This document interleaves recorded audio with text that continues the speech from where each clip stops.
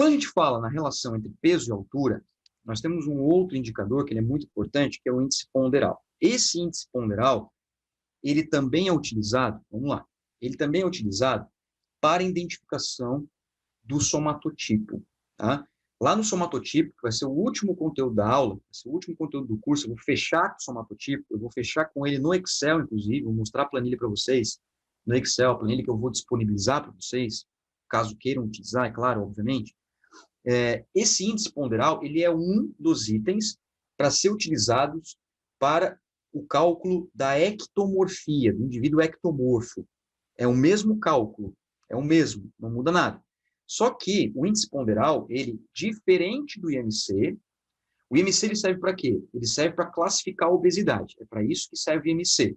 Ele serve para classificar o nível de obesidade. Se o indivíduo está abaixo do peso, se ele está com peso adequado, se ele está com obesidade, assim por diante. Tranquilo?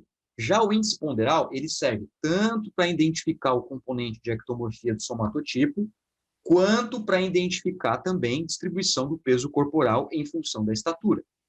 Então, o índice ponderal, ele é pouco conhecido, ele só é conhecido mais na área da parte de somatotipia, mais na parte do somatotipo e da proporção corporal. Agora, quando a gente fala de saúde, pouco se discute esse índice, mas é interessante discutir ele porque ele fala de uma outra forma a relação entre o peso e a altura. Enquanto que o IMC, ele tem o peso em cima, o peso ele fica em cima na conta, ele é o numerador da conta. A estatura, ela é o denominador da conta, fica embaixo da conta. É o peso dividido pela altura ao quadrado. Esse é o cálculo do IMC. Como que se chegou a esse cálculo? Esse cálculo se chegou por estudos comparativos, como, por exemplo, por densitometria óssea, que é uma avaliação para identificar percentual de gordura. Então, esse cálculo se originou daí. Já o índice ponderal, ele faz uma coisa um pouquinho diferente. O que ele faz? Ele inverte o peso e a altura. Ele coloca a altura em cima e o peso embaixo. Ou seja, o que ele faz, então? Ele valoriza mais o peso e menos a altura. O IMC, o que acontece? Eu posso ter aquela pessoa que ela é sobrepeso, ela é considerada sobrepeso, por exemplo, mas ela é uma pessoa que tem, por exemplo, 2 metros de altura. Então, como é uma pessoa alta, ela pode te enganar, entre aspas, né? Pode dar um falso positivo ali, por causa da altura. Coisa que não acontece com o índice ponderal. O índice ponderal, ele valoriza mais o peso, porque o peso, ele é um dado, ele é uma medida, o peso, ele é um dado quantitativo. Claro, quantitativo. Quantitativo contínuo, ele pode assumir qualquer valor dentro de um intervalo de números, qualquer valor em quilogramas ou qualquer outra unidade, mas para nós aqui no Brasil, quilogramas. Olha como é a conta do índice ponderal. O índice ponderal, ele coloca a estatura em cima e coloca o peso embaixo. E é a raiz cúbica do peso. Por que isso? Eu vou explicar para vocês por que isso. Eu gosto de explicar as coisas bem detalhadamente. Então, olha só, por que isso? Galera, quando vocês nasceram com uma altura e com um peso. Concorda comigo? Vocês nasceram lá com alguns centímetros e nasceram lá com alguns quilogramas. Então, vou dar um exemplo. Uma criança nasceu com 50 centímetros, ou seja, 0,5 metro. 50 centímetros. E vamos colocar 3 quilos. Pode ser? Numa condição normal, aí tranquilo. Uma criança nasceu com 0,5 metro, ou seja, 50 centímetros, e nasceu com 3 quilos. Beleza. Quando essa criança atingir os 18 anos de idade, vamos imaginar que essa criança... Não, vamos botar assim, ó. Vamos botar 12 anos, certo? 12 anos de idade. Quando a criança atingiu 12 anos de idade, ela atingiu 1,5 metro. 1,5 metro, ou seja, 1,5 metro. Só que o peso dessa criança de 12 anos, esse pré-adolescente de 12 anos, atualmente, sei lá, vou colocar aí 45 quilos. Beleza? 45 quilos. Então, eu saio de um nascimento de 50 centímetros, 3 quilos, e vou para 1,5 metro para 45 quilogramas. Por que o índice ponderal ele valoriza mais o peso? Porque o peso, pessoal, olha só nesse exemplo, olha a diferença do peso ao longo de 12 anos. Foi de 3 para 45. 3 para 45, qual é a distância? 42. Eu tenho 42 unidades de distância. Agora, 0,5 para 1,5, eu tenho 1 de distância. A distância é 1 metro só. 1, a unidade é 1. Enquanto que o peso, a unidade, é 42. É 42 vezes mais. Ou seja, fazendo esse ajuste, eu consigo melhorar, digamos assim, a relação que se tem entre a estatura e o peso. Então, eu tenho uma nova classificação.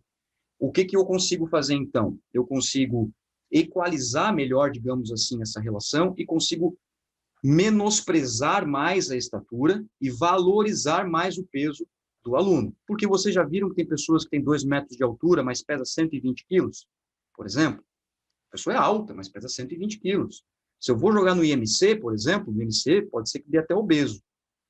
Sobrepeso, obeso. Agora, no índice ponderal pode ser que não. Pode ser que não. Por quê? Porque o peso é feito uma raiz cúbica do peso. Então, o cálculo é um pouquinho diferente. E esse cálculo, o que acontece? A gente compara o IMC. Teve uma pesquisa que a gente conduziu em 2017, se não me engano, que nós conduzimos um estudo que avaliamos 138 praticantes de musculação de uma academia aqui na cidade de São José, Santa Catarina, e fizemos análise da imagem corporal, depois eu até vou comentar com vocês de novo sobre esse estudo. E como nós precisamos da altura e do peso do aluno, nós fizemos uma comparação da obesidade do IMC com esse indicador aí. O que nós identificamos? Nós identificamos que pessoas que tinham um IMC muito próximo ao sobrepeso, dependendo do peso da pessoa e da altura da pessoa, ela não se encaixava como excesso de peso nesse índice, por mais que ela tivesse o IMC sobrepeso. Exemplo, a pessoa tem um sobrepeso de 26 no IMC, que é sobrepeso. Mas quando nós calculamos o índice ponderal da pessoa ficou entre 41 e 44. Ficou normal. Por que isso aconteceu? Aconteceu porque o peso da pessoa que foi avaliada é um peso pequeno. Então, provavelmente, a altura é pequena. Se eu pegar, por exemplo, uma pessoa com 2 metros de altura e pese 100 quilos, eu tenho um IMC de 25. 2 metros de altura, com 100 quilos, eu tenho um IMC de 25. E eu posso encontrar esse IMC de 25 em outras alturas e em outros pesos. No índice ponderal, ele consegue fazer um pouco mais esse ajuste, esse conserto. Então, vai acontecer, e acontece, porque eu faço isso na minha prática, acontece de pessoas que lá pelo IMC estão sobrepeso e aqui estão normal. E lá no IMC estão normal e aqui está abaixo do peso, por exemplo. Pode acontecer? Acontece. Acontece numa proporção de uns 10, 15% do caso. É essas pessoas que vocês têm que cuidar. Por quê? Porque essa pessoa provavelmente ela tem algum outro indicador que essa pessoa ela tem, por exemplo, uma região mais acumulada de gordura, como, por exemplo, a região central. É aí que tem que cuidar.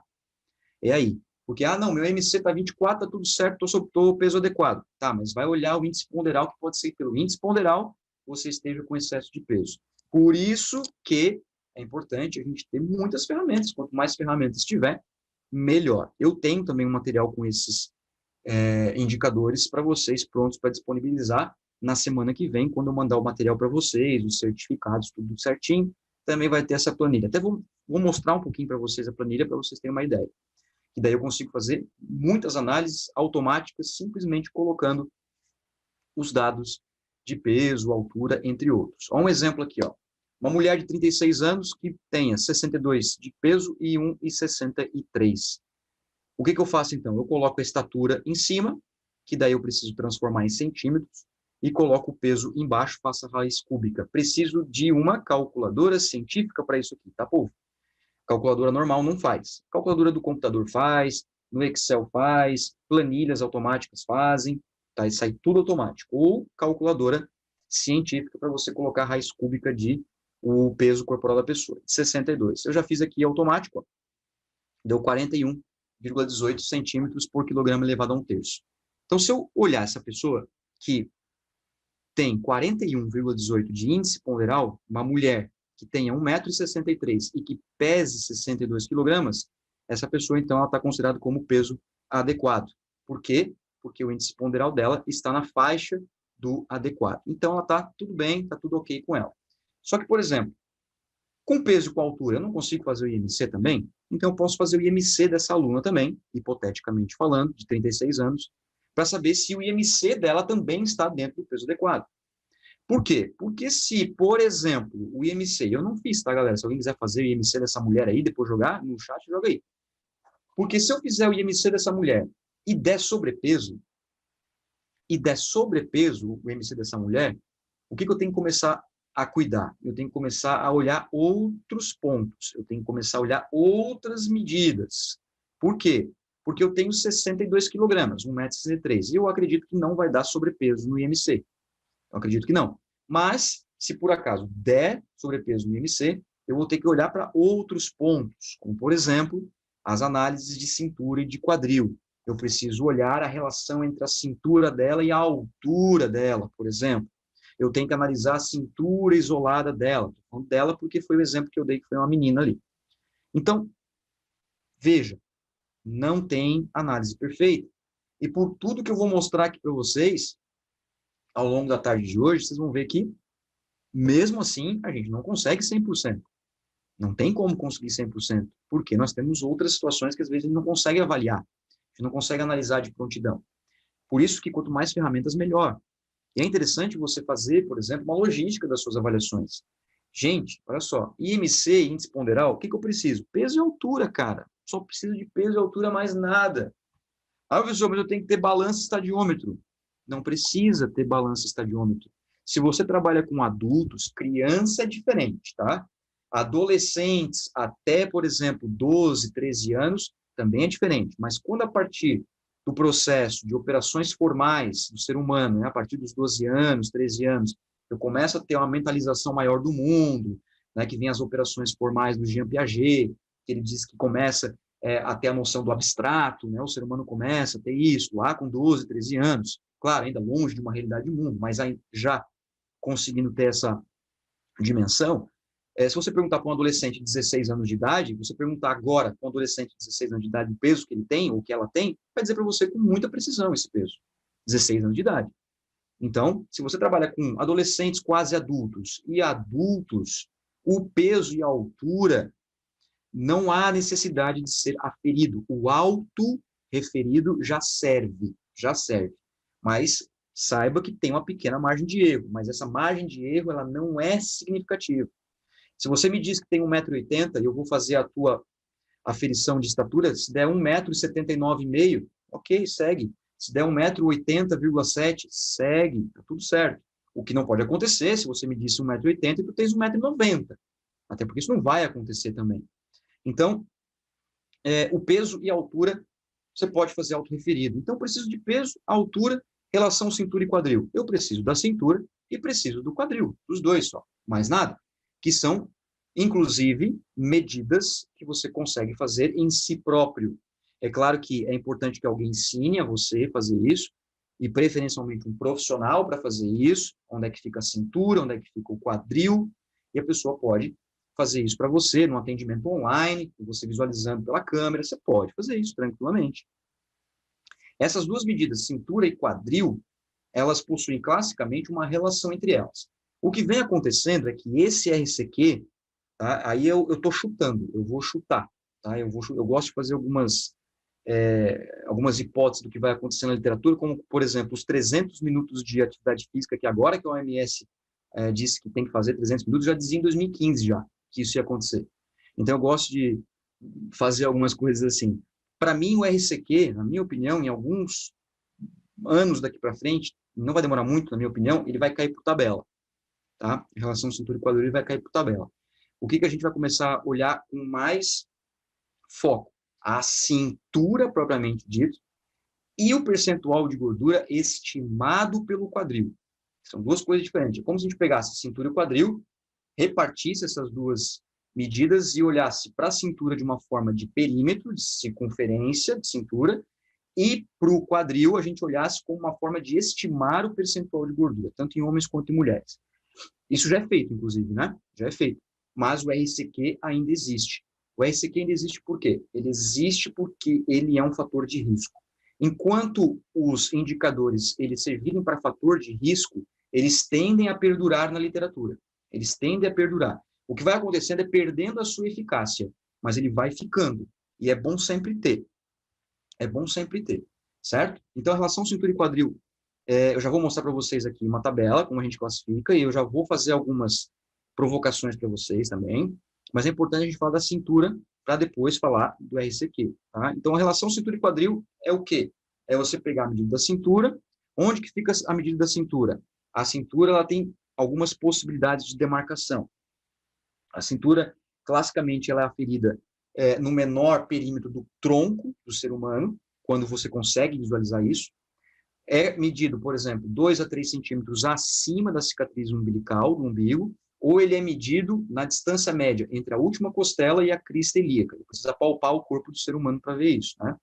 Eu preciso apalpar, encontrar aqui a última costela, e preciso encontrar a crista ilíaca mais abaixo, fazer a distância entre os dois pontos, pegar o ponto médio e fazer a fita horizontalmente. Então, tem possibilidades de circunferência de cintura, porque depende do tipo corporal da pessoa. E esse tipo corporal da pessoa pode, claro, interferir na forma que eu vou avaliar. Mas fato é que a cintura, ela é um importante indicador. A gente tem diferenças para homens e para mulheres, como, por exemplo, para homens, se você tem a cintura acima de 92 centímetros, 92 ou mais, você já tem risco de doença cardiovascular. Se você tem 102 centímetros, ou seja, um metro de cintura e mais 2 centímetros, o teu risco é muito alto. Tanto é que quando a gente olha, por exemplo, para pessoas que tiveram óbito advindo de doenças cardiovasculares, geralmente eram homens que já tinham a cintura para mais de 92 centímetros, para vocês terem uma ideia. Então, é quase que uma causa e efeito, quase, né? Não é 100%, mas quase que cintura alta, né? E pessoas que morreram, por exemplo, de insuficiência cardíaca lá com 65 anos, pode ver que esse paciente tinha uma cintura de 93, 94, 1 metro de cintura, quando eu falo do homem. Na mulher, não é diferente, mas eu mudo, claro, os pontos de corte. Eu também tenho risco, mas os pontos de corte mudam. Ou seja, 80 centímetros para um risco alto e 88 para um risco muito alto. Isso de forma isolada. Ou seja, isso de forma independente do quadril, que é o que eu vou mostrar para você daqui a pouquinho. Porque eu posso ter uma cintura elevada, mas o meu RCQ não é elevado. Mas como que isso pode acontecer? Porque, como alguém já ouviu falando isso, Deus é matemático. Porque eu posso ter uma cintura elevada, mas também eu posso ter um quadril elevado. E na hora que eu for dividir um pelo outro, o meu RCQ dá baixo. Então, eu não tenho risco pelo RCQ, mas eu tenho risco pela cintura. Quer ver? Nada melhor do que exemplo. Nada melhor do que exemplo prático para entender isso. Olha só, uma mulher de 25 anos de idade. Uma mulher, alguém tem 25 anos de idade, se identifica aí, ó, ou próximo a isso. Casa dos 25, 30 anos de idade. Ó. Uma mulher de 25 anos de idade que tem 81 centímetros de cintura. E o quadril? 110, 1,10 m de quadril. Tá? Não é difícil encontrar uma pessoa, uma mulher de 110 centímetros de quadril. Não é tão difícil assim. Claro que vai depender da altura também, mas imagine isso por enquanto. 81 centímetros de cintura e 110 centímetros de quadril, beleza? Até aí, tranquilo, né? Duas medidas simples de você analisar. Quando eu faço a divisão dos dois, para encontrar a relação entre a cintura e o quadril, olha o valor que dá. 0,736. Esse é o valor. Beleza? Então, guarda bem esse valor aí. 0,736 e guarda bem aqui o valor da cintura. Ó, 81.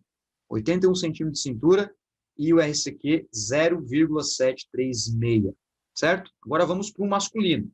Um homem de 55 anos de idade que tem 90 centímetros de cintura e 91 centímetros de quadril. Aquele cara que não tem quadril, sabe? Que parece que quando veste uma bermuda, algo do tipo, parece que não tem glúteo. Já perceberam esse tipo de estrutura física? Acontece em alguns casos em masculino dessa faixa etária aí. Acontece.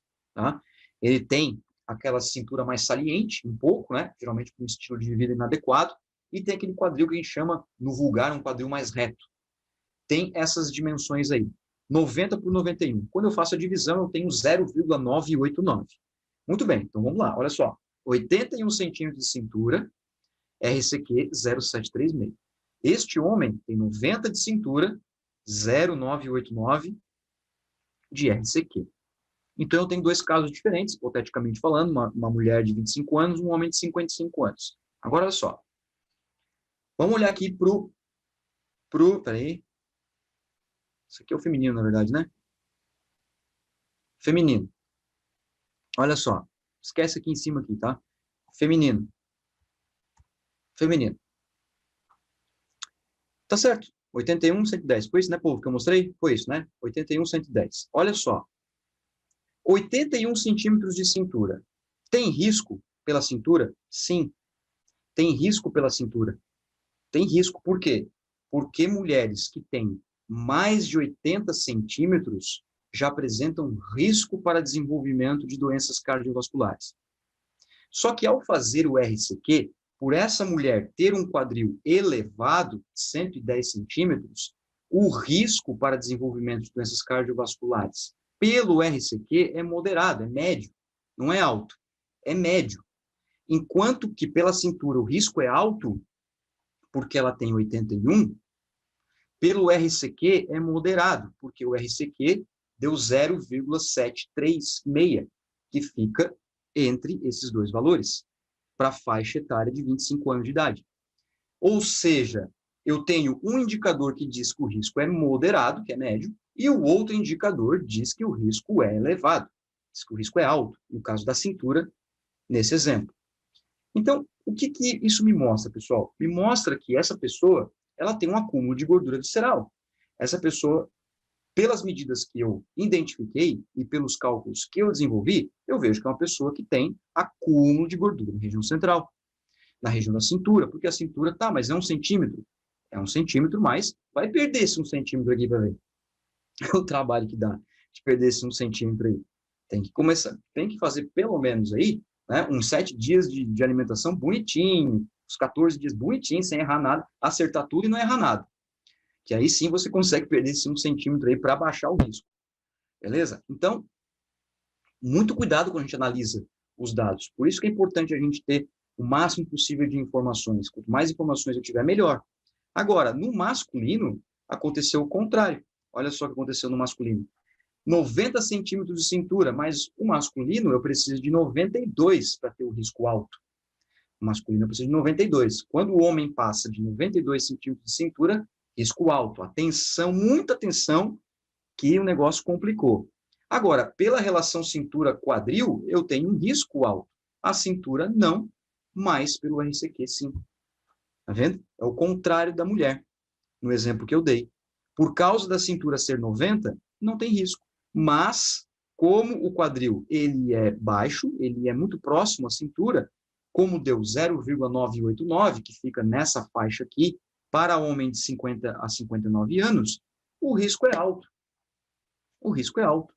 Então, eu tenho que trabalhar, por exemplo, nesse aluno aqui, não só a tentativa de reduzir essa cintura, para não chegar nos 92, mas também mudar estratégias, por exemplo, para membros inferiores, trabalhar a hipertrofia de membros inferiores, glúteo, para fazer com que esse glúteo somente tente aumentar um pouco, ou para que essa relação diminua. Porque se eu diminuir a cintura, o RCQ também diminui. Ou seja, eu uso as medidas de uma forma direta à prática do exercício físico. Não tem como fugir disso. Não dá. Só que, por exemplo, será que é fácil ganhar quadril, ganhar glúteo num masculino de 55 anos? É difícil, né? É bastante difícil. Então, não é melhor trabalhar a redução da cintura que, ao invés de eu cuidar do quadril, eu cuidar da cintura para que ele não passe de 92 e para que esse RCQ caia pela cintura. Agora, lá no feminino, eu tenho uma jovem de 25 anos que provavelmente não quer perder tanto quadril assim. Então, são duas realidades diferentes, que não é difícil de você encontrar essas realidades dentro do seu ambiente prático. Por isso que é bastante cautela na hora de avaliar a idade da pessoa, se é um masculino, se é um feminino, agora com novas tendências acontecendo. Então, bastante atenção. certo? Quando você faz essa junção dos indicadores, você começa a ver a pessoa de uma forma diferente. Quando você começa a ver a pessoa por meio do RCQ, por meio do IMC, por meio do índice ponderal, por meio do RCE, que é esse que eu vou mostrar para você agora, que é a relação cintura-estatura. Relação cintura e quadril faz o quê? Divide a cintura pelo quadril. O que faz a relação cintura-estatura? Que é uma análise simples, que possui apenas um ponto de corte. E também serve como indicador de risco cardiovascular. Esse indicador antropométrico também serve como indicador de risco cardiovascular, e nós temos um limiar de risco que é de 0,5. Ou seja, se ao fazer o cálculozinho, que é simples, cintura pela estatura, o valor ele for acima de 0,5, você tem risco. Se for abaixo, você não tem risco. Se for acima, eu tenho risco. Se for abaixo, eu não tenho risco. Se eu tiver um RCE de 0,45, eu tenho nenhum risco. Se eu tiver um RCE de 0,52, eu tenho risco. Tá? Então, vamos para o exemplo. Ó. Um exemplo prático para vocês. Tá? Quando eu tenho a junção do RCE, fica bem ligado, RCE, relação cintura-quadril e a cintura isolada, vamos pensar nesses três indicadores, nesses três últimos, tá? A cintura isolada, o RCQ e o RCE, pode acontecer dos três valores apontarem coisas diferentes, ou os três apontarem a mesma coisa, ou dois apontar uma coisa, um apontar outra coisa? Sim, você já viu que sim. Você já viu no exemplo anterior que eu tenho um caso que o RCQ ele tem um risco alto, mas pela cintura não. Então, da mesma forma, a relação cintura-estatura pode te auxiliar a interpretar ainda melhor essas dimensões, porque agora esse indicador leva em consideração a estatura do seu avaliado. A estatura que deve ser em centímetros nesse cálculo aqui. Tá? É só um detalhe, se liga aí que é bem importante, porque senão a conta não bate. Como que funciona então? Imagine o seguinte, ó, uma mulher de 32 anos que tenha 79 centímetros de cintura e 1,55 m de estatura. Imagine um perfil como esse aí, 79 centímetros de cintura e 1,55 m de 32 anos de idade. Certo? Imagine esta configuração nesta avaliada aí. Quando eu faço a relação entre a cintura e a estatura aqui em centímetros, olha quanto é que dá o valor. 0,51. O que significa, então?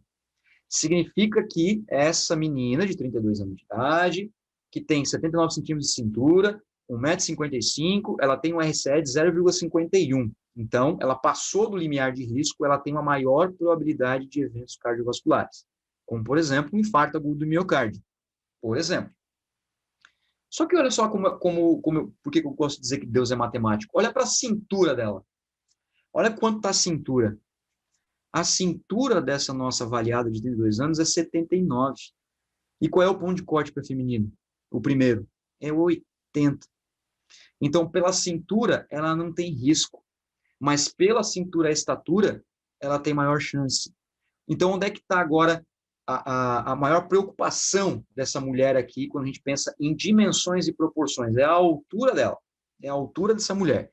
Só porque ela tem 32 anos de idade, ela não vai sair de 1,55 para 1,60 m. Não vai acontecer isso. Não está em desenvolvimento, né, de maturidade biológica. Então, onde é que está o foco? É reduzir a cintura. Está vendo porque é importante a gente olhar para os indicadores como um todo? Porque se eu olho só para a cintura, eu estou lá na minha avaliação. Ah, cintura 69. Relaxa, tudo certo. É só 80 para cima, é 88 para ter risco muito alto? Pois é, mas só que pelo RCE, pela estatura dessa mulher, ela tem risco.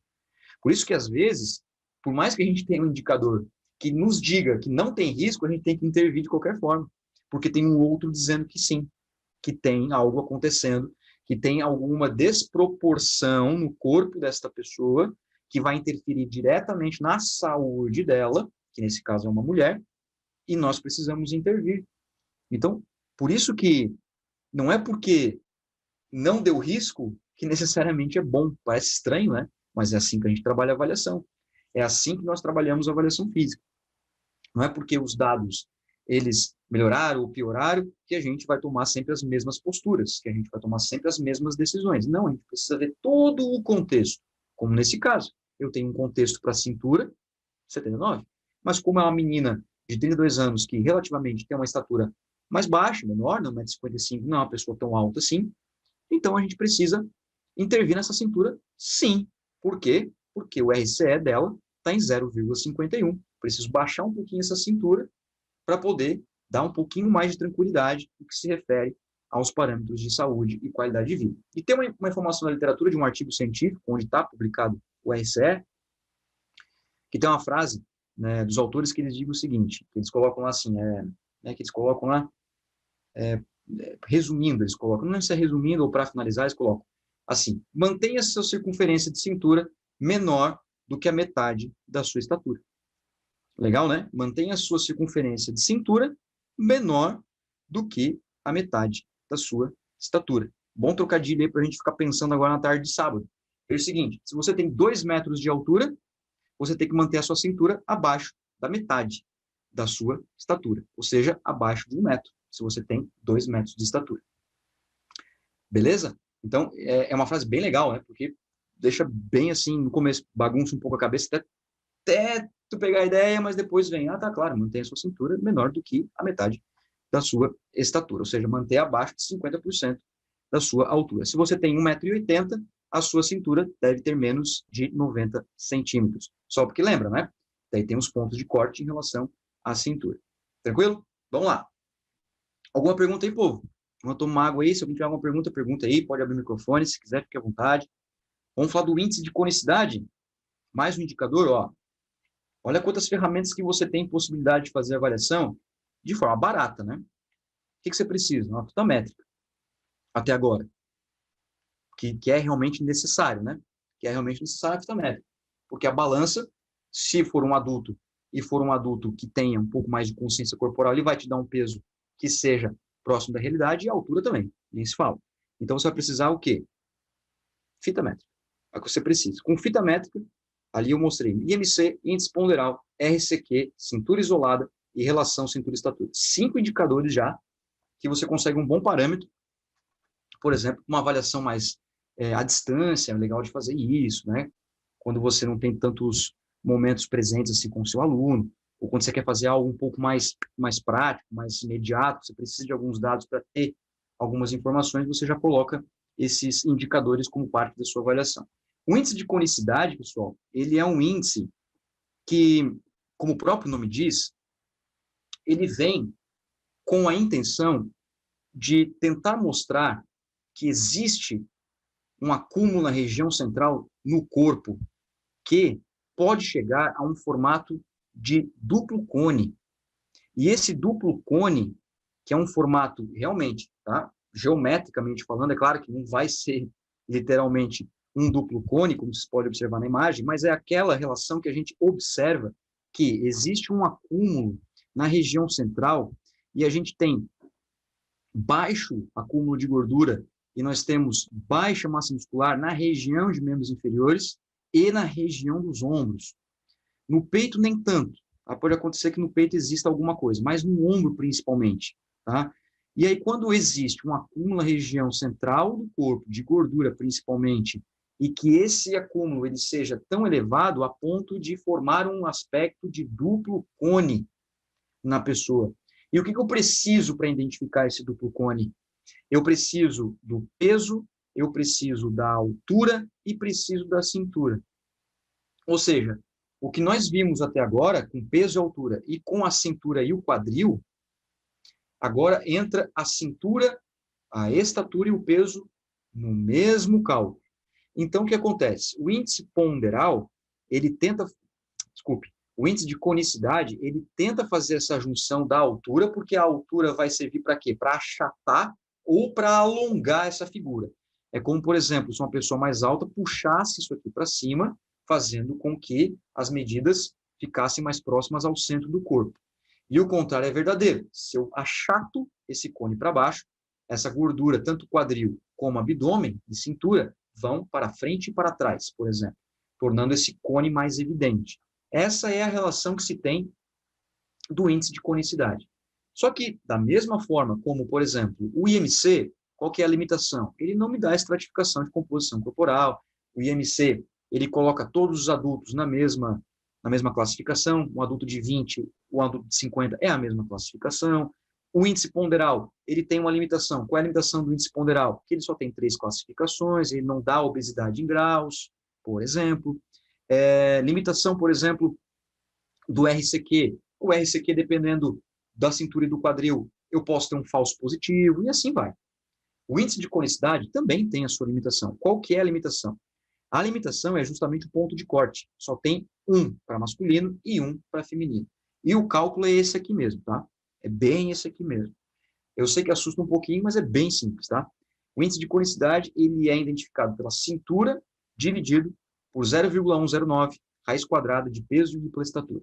É bem simples, é bem tranquilo. Isso aí eu pedia em prova de medidas e avaliações para o pessoal de quarta e quinta fase, e os caras faziam tranquilo essas continhas, tá? Então, assim, claro que a gente usa hoje software, né? A gente usa aplicativo. Ali no vídeo de apresentação vocês viram o AvaliFit, que é o aplicativo que a gente está desenvolvendo. Eu estou de consultor desse aplicativo. Lá sai tudo automático, isso aí. Tudo automático. Mas, se sai tudo automático, por que a gente mostra? Porque para entender como que funciona, para você entender o raciocínio da coisa. Então, a gente usa uma relação entre cintura, peso e altura. E o ponto de corte é 1,25 para masculino e 1,18 para feminino, homens e mulheres. Ou seja, se um homem tiver 1,30 de índice de conicidade, isso significa que ele tem um formato de duplo cone e significa que ele tem o quê? Alto risco, maior probabilidade de doenças cardiovasculares, de um evento cardiovascular. Para a mulher é um pouco menor, por causa da altura, né? Porque biologicamente, culturalmente falando, as mulheres elas são menores do que os homens. Pelo menos no último estudo, a média de estatura masculina brasileira era de 1,73, se eu não me engano. Isso o Brasil inteiro, né, pessoal? A gente sabe que tem regiões que é maior ou menor. Mas no homem era 1,73 e na mulher era 1,60, se eu não me engano. Se não me falha a memória, que isso já faz um tempinho já.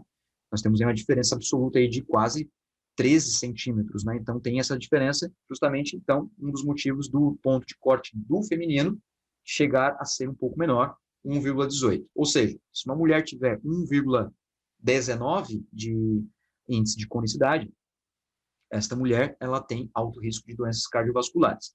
Então, se a gente olhar para o que a gente discutiu até agora, pode ser então que para o RCQ dê uma coisa, para o RCE dê outra coisa, o IMC dê outra coisa, o índice de conicidade dê outra coisa e assim por diante. Então, eu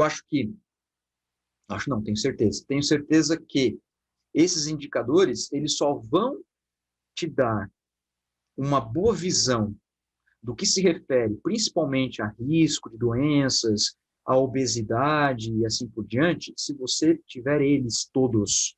E tem outros, tá, galera? Tem outros indicadores que a gente pode utilizar. Até a própria circunferência do pescoço é um indicador de saúde. A própria circunferência do pescoço tem ponto de corte também. Então, a gente usa o máximo possível de informações. Já que a gente vai avaliar o aluno, né, e se isso não demanda demais estrutura, que não demanda, porque precisa de balança e fita métrica, no máximo um estadiômetro, e não demanda tempo demais, você consegue fazer isso e ter todos esses indicadores para você ter um perfil realmente daquela pessoa, para depois você entrar na proporção corporal dela. Olha só, aqui o exemplo é de uma mulher de 55 anos de idade e que tem 85 de cintura, 1,55 m de estatura e pesa 79 quilogramas. Eu não fiz o IMC dessa aluna aí, mas eu vou até fazer o IMC dela para a gente ver como que se classifica essa aluna de 55 anos. Então, ela não é idosa, 79 dividido por 1,55 ao quadrado. Vamos ver quanto é que vai dar, só por curiosidade? Eu não fiz, tá? Dá 32,88. 32,88 é uma obesidade grau 1. 32,88 é uma obesidade grau 1, certo? Grau 1. Olha a cintura dela. A cintura dela é 85 centímetros. Se é uma mulher e tem 85 centímetros de cintura, ela tem alto risco para desenvolvimento de doenças cardiovasculares. Quase muito alto, porque 88 já é muito alto. Falta 3 centímetros só. Beleza. Eu não consigo fazer o RCQ, perdão, porque eu não tenho quadril, mas eu consigo fazer o RCE. Por exemplo, o RCE, eu vou pegar ali a cintura e dividir pela estatura dela em centímetros. Quando eu faço 85 dividido por 1,55, eu já sei que vai passar de 0,5, já sei. Então, eu tenho indicadores que estão me dizendo que são indicadores de risco. Ela tem risco. Ela tem risco. Risco para doenças cardiovasculares pela relação cintura-estatura, pelo IMC que eu fiz aqui agora, na minha calculadora aqui do celular. Agora, será que pelo índice de conicidade ela tem? Ó, eu vou passar aqui direto já. Eu já fiz a continha. Olha quanto é que deu o índice de conicidade dessa mulher. Já fiz tudo direto aqui automático para vocês, tá? Até, inclusive, eu tenho um vídeo no YouTube sobre isso aí, com outros exemplos. Olha quanto é que deu o índice de conicidade. 1,09. Qual que era o ponto de corte mesmo? Vamos voltar. Qual que era o ponto de corte? 1,18. Então, pelo índice de conicidade, essa mulher não tem risco. Mas pelo todos os outros, tem. Tá vendo? Como a matemática de sacaneia. Então, se eu utilizar só o índice de conicidade, eu corro o risco de fazer uma identificação, uma avaliação para aquela minha aluna de uma forma incorreta. Por quê? Porque o índice de conicidade foi 1,09, abaixo de 1,18. Está tudo certo. Não está tudo certo. Ela tem cintura elevada, essa mulher tem relação cintura-estatura elevada, não está tudo certo. Ela tem um que indica que está legal, mas tem outros que indicam que não. Então, eu preciso intervir. Se eu tivesse somente esse indicador para fazer a minha avaliação, se eu tivesse só esse indicador, galera, só o índice de conicidade, o que eu ia dizer para a mulher, para minha aluna? Não, você não tem risco nenhum. Mas a cintura dela está 85 centímetros. O RCE dela está acima de 0,5. Por que eu sei que está acima de 0,5 se eu nem fiz a conta? Porque a cintura não é metade da estatura. A estatura é 1,55 e a cintura é 85 centímetros. Para ela ficar adequada, ela tem que ter 1,70 m de altura. Tá vendo? Eu já sei de cabeça. Então, assim, precisa de prática? Claro, precisa de prática. Precisa olhar 360 graus? Precisa. Se você olhar só para um ponto, visão de cavalo, que a gente fala, né? Olhar só para um ponto, para indicadores de saúde não é mais indicado. O indicado é você olhar 360, olhar tudo que você tem como ferramentas para poder melhorar a sua avaliação. Beleza? Tem uma pergunta aqui, só um pouquinho. Tem um indicador, pescoço, abdômen, homem, pescoço, cintura, isso. Abdômen, pescoço, cintura, abdômen. Sim, conheço. Conheço, mas eu não trato ele nesse curso, tá, professor Sérgio? Mas conheço sim. Só que é o seguinte, se tu olhar só o pescoço isoladamente, já serve, tá? Por exemplo, da mesma forma que você está comentando sobre pescoço, cintura para mulher, abdômen para mulher e pescoço, abdômen para o homem, é uma mesma relação do que a cintura e quadril. Então, são indicadores importantes, sim. Dá para utilizar sim, professor, tranquilo. Dá para você usar só o pescoço isoladamente, tá? Só o pescoço. Depois eu trago para vocês também esses pontos de corte para pescoço. É muito utilizado, por exemplo, para indivíduos que já estão em grau de obesidade, e conforme o aluno ele vai perdendo peso, vai saindo do grau de obeso para sobrepeso, a gente acompanha o perímetro do pescoço também, para ver se a perda de peso está acompanhando a perda de pescoço, tá? Homens, principalmente, tá? Homens, principalmente, o pescoço tem uma preocupação um pouquinho maior, principalmente em indivíduos endomorfos. E a gente vai comentar também nesse curso sobre endomorfia, mesomorfia e ectomorfia. Beleza, professor? Tranquilo? Bom, pessoal, que mais pergunta aí? Manda aí. Manda aí que tá tudo certo. Pode mandar pergunta aí. Pode mandar bala que tá tudo legal. Tranquilo com os indicadores? Como que você pode ter essa noção 360 graus sobre os indicadores de saúde? Depois eu vou trazer para vocês aqui a planilha também, tá? E vou mostrar aqui.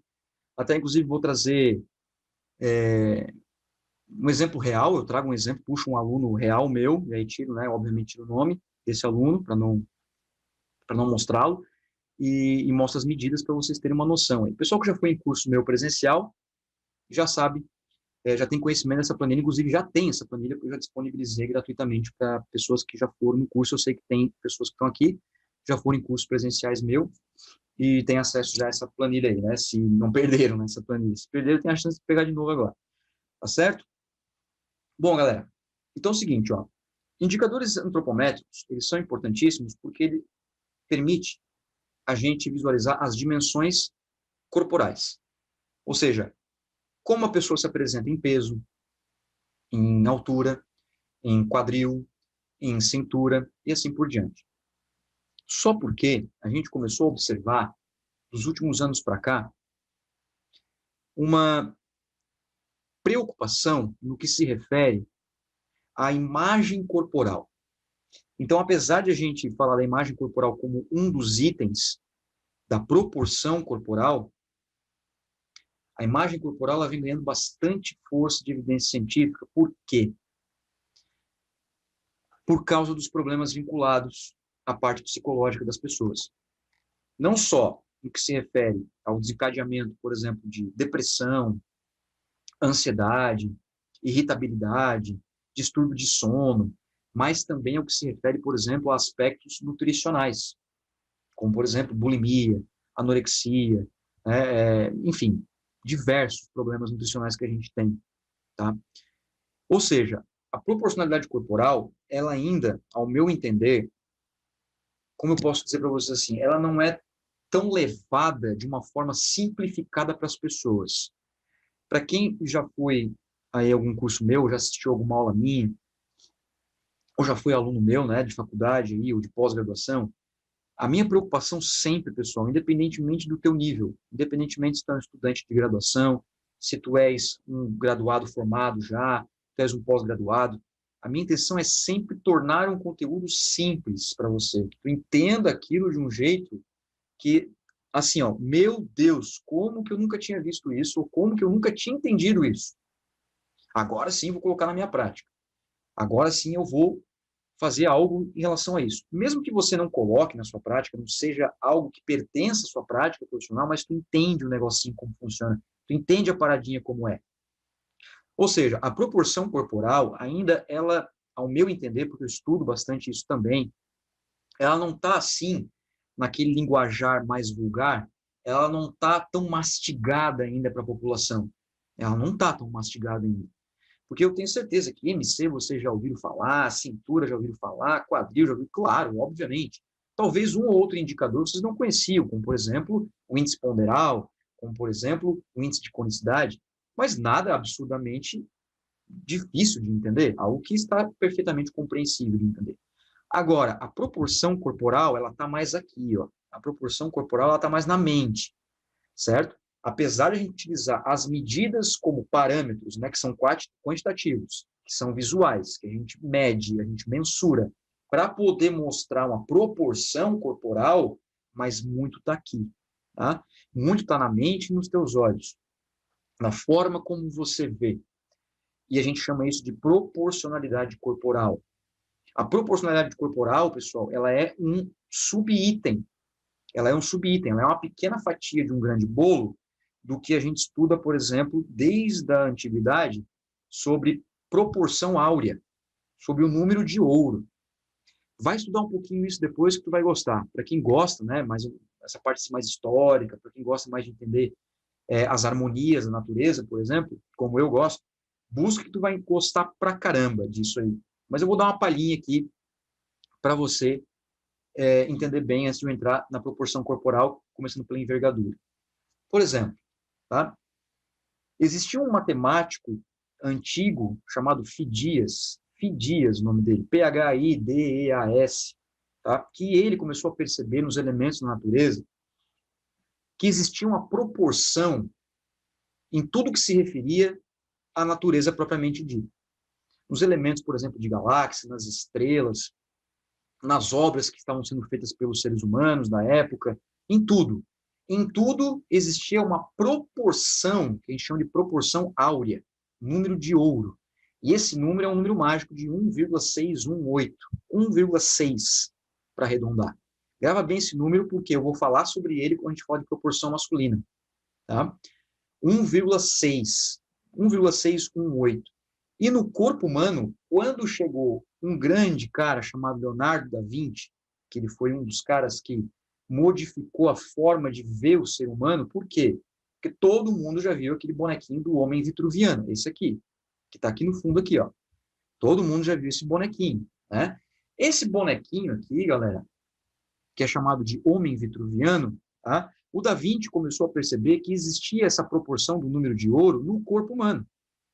Ele começou a perceber que existia uma relação de proporção corporal em tudo que se refere tanto internamente quanto externamente, inclusive dentro do corpo também, nas cavidades do coração, na diferença entre o rim e o fígado, e assim por diante. Mas olha só que fantástico.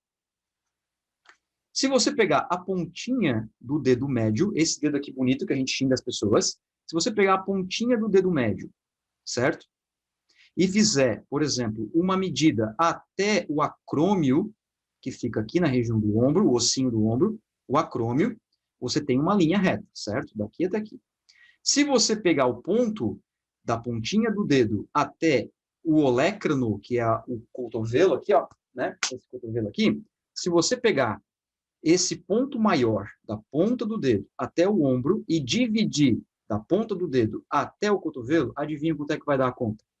1,618.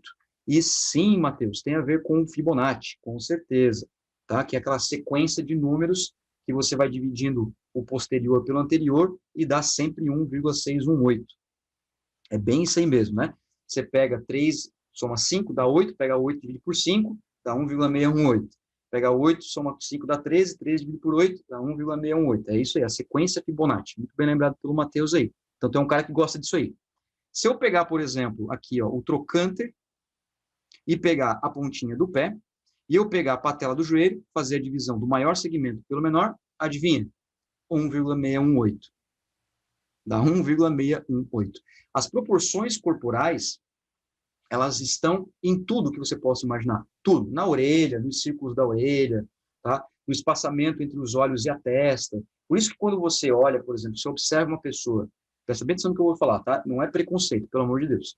Quando você olha uma pessoa que tem uma testa mais larga, não é calvo que nem eu assim, tá? Não é calvo que nem eu. Uma pessoa que, por exemplo, um jovem de 20 anos, uma jovem de 20 anos, que ela tem uma testa mais prolongada, não é a relação do cabelo, pessoal, é a relação da testa. Já perceberam que essa distância aqui, ela fica desproporcional a essa distância? E não parece que é estranho ao primeiro momento aos nossos olhos? Não é feio, é estranho. Por quê? Porque não está proporcional. Já perceberam aquelas pessoas que elas têm o tronco menor do que a parte inferior? Já perceberam? Até porque se você fizer a altura da pessoa até o pé e do umbigo, da cicatriz umbilical até o pé e dividir um pelo outro, 1,618, cara. É mágico. Por isso que eu digo que Deus é matemático. Agora, se você tem uma pessoa que tem um tronco menor ou membros inferiores maiores, que tira essa proporção, já nos parece um pouco mais estranho. Quer ver um exemplo? Observa atletas de salto em altura. Salto em altura, principalmente o masculino. Dá uma olhadinha num videozinho. Sai daqui e olha um vídeo. Salto em altura masculino, Olimpíadas do Rio 2016, que é outro que tivemos. Você vai olhar, os atletas, eles têm segmentos inferiores absurdamente desproporcional ao tronco. Por quê? Porque o esporte necessita disso. Aí eu estou falando de especificidade esportiva, mas que é desproporcional, é. Tá? Então, quando a gente começa a observar isso de uma forma mais científica, isso nos auxilia a trabalhar com essas pessoas. Por quê? Muitas coisas elas não são modificáveis, mas muitas são modificáveis. E todas são passíveis de aprendizado. Aí é que está a jogada. Porque é o seguinte, hoje, na escola, a gente tem uma preocupação muito grande com o que se refere à educação dessas crianças, correto? Quem tem filho, filha, sabe disso aí, eu não tenho. Mas, como eu já trabalhei em escola, com crianças, eu sei que os pais se preocupam muito, os pais responsáveis, etc. Ou seja, o que falta na nossa escola, pessoal? Que é elemento básico. Falta a educação física ser educação física, ou seja, o que é realmente o exercício físico, a continuidade do exercício físico, a consciência corporal. Falta educação nutricional também. Algumas escolas já têm. Florianópolis, por exemplo, aqui, capital de Santa Catarina, é um grande exemplo disso, da educação infantil e a educação nutricional, graças a grandes implementos governamentais nisso, feito nisso, e bons profissionais trabalhando com isso, junto à comunidade. Falta educação corporal também nessas pessoas. Entender que o corpo, ele é seu, é sua casa, e você nunca vai ser igual ao outro. Quando a pessoa ela começa a entender que você tem que tentar fazer o melhor que você pode com aquilo que você tem, as coisas modificam totalmente, no que se refere principalmente a problemas adversos como inveja. Inveja sempre é ruim, galera. Não existe inveja branca. A inveja branca, além de ser ruim, ela é racista ainda. Não existe. A inveja sempre é ruim. Cobiça é uma coisa, ambição é outra coisa. Inveja, não. Tá? Inveja é eu ter ódio daquilo que você tem. Então, as pessoas têm, por exemplo, inveja de um corpo que uma outra pessoa tem. Você não tem necessidade. Você pode fazer muitas coisas, às vezes até aparentemente maiores do que aquela pessoa que tem aquele corpo que você tanto inveja. Entender isso, ensinar isso, mostrar, por exemplo, a importância disso de uma forma de saúde, primeiramente, se for haver um atleta, aí é outra coisa, é muito importante hoje no contexto escolar, ao meu ver. Trabalhar o exercício como fato realmente de que é um exercício, a educação alimentar, a educação corpórea, a tudo que se refere aos processos de bom convívio social. Beleza? E é claro que hoje a gente tem ciência a partir disso também, mostrando cada vez mais ferramentas importantes para a gente conseguir fazer boas avaliações, galera. E tudo isso aqui eu vou trazer para vocês no curso de hoje, certo? Então é o seguinte, ó, são 3 horas e 5 minutos. Eu vou falar da envergadura para vocês, certo? Para a gente entrar no contexto de proporção e a gente faz aquela primeira paradinha estratégica, tudo bem? 15 minutos só, galera, no cronômetro, tá? 15 minutos no cronômetro, a gente volta. Eu vou fazer o sorteio dos meus livros que eu prometi, são 2 livros que eu prometi, já estão aqui prontinhos para vocês, tá? Eu vou sortear para vocês os 2 livros e também a mensalidade da EducaFit que eu prometi que eu ia fazer isso e vou fazer. Já tem tudo prontinho aqui, tá? Daí a gente vai para um momento mais relax. Mas volta aí daqui a 15 minutos, quando eu parar, para a gente continuar. Se nós conseguirmos completar o conteúdo até ali umas 5h30, 6 horas, eu nem faço outro intervalo. A gente já encerra o curso e eu fico à disposição de vocês. Tranquilo? Vamos lá, então. Ó, envergadura. A envergadura, ela é utilizada bastante no contexto esportivo, tá? Mas a gente pode também utilizar ela como fim de proporção corporal, que de fato é, para que a gente entenda, por exemplo, se a gente pensar no exercício físico, vamos pensar na musculação, que eu gosto bastante. Na musculação. Quando eu tenho envergaduras maiores, eu consigo fazer bons exercícios pendulares, né? Que são exercícios, por exemplo, que envolve elevações, como elevação lateral, elevação frontal. Consigo fazer bons exercícios que envolvem o segmento superior. Isso é muito importante. Então, se eu tiver a medida de envergadura, eu posso saber, por exemplo, se o meu aluno ele vai ter uma tendência a ter uma facilidade de execução de algum exercício ou outro. Isso eu posso conseguir, devido a essa envergadura. O que é a envergadura? A envergadura nada mais é do que você fazer uma medida, né, uma relação entre a sua estatura e a sua envergadura, que é a medida de envergadura, na verdade, né? A medida de envergadura, ela é uma coisa, a envergadura é outra coisa. A envergadura, pessoal, ela é medida quando você está em pé, beleza? Em pé, você vai elevar os dois... Eita, a figurinha aqui, ó. Elevar os 2 braços a 90 graus. Você não pode fazer nenhuma inspiração do peito, mantém relaxado. E o seguinte, você vai encontrar livros que mostram que a envergadura deve ser feita com o rosto encostado na parede. Eu não sugiro, para não dar desconforto. Faz encostado as costas na parede, com a cabeça encostada na parede, tá? Você leva os braços a 90 graus aqui, em relação ao tronco, e você faz a medida dos pontos do dactílio, tá? A mão, ela vai então do ponto do dedo médio, esse pontinho do dedo médio aqui, até a ponta do outro dedo médio. Aí eu tenho a medida de envergadura. Professor, mas eu não tenho uma fita métrica na horizontal. Não tem problema. O que você faz? O que você faz? Você coloca o indivíduo na superfície, você deixa ele lá encostado, faz um pontinho no dedo médio do lado direito, faz um pontinho no dedo médio do lado esquerdo, depois vai lá e coloca a fita métrica, pede ajuda para o próprio avaliado, se for possível, para você fazer essa identificação, tá? Alguns lugares, laboratórios, por exemplo, já tem pronta essa fita métrica na parede para você fazer essa identificação. Só que acaba se tornando inviável porque nós temos alturas diferenciadas, então a fita métrica vai ficar acima ou abaixo, né, se for pronta já na parede. Se é uma pessoa que tem 1,80 m e a fita métrica está 1,70 m, você vai ter que dar uma cuidadinha ali para não errar a medida. E a gente classifica a envergadura também. Em pequena, média, que é considerada normal, e a envergadura grande. Envergadura pequena é aquela que é menor que a estatura, né? Então, quando essa medida aqui ela é menor do que a altura do indivíduo, a média é quando é igual ou até no máximo 5 centímetros de diferença, e a grande é quando a envergadura é maior ou igual a 6 centímetros em relação à estatura. E nós temos também o que nós chamamos de envergadura adequada, tá?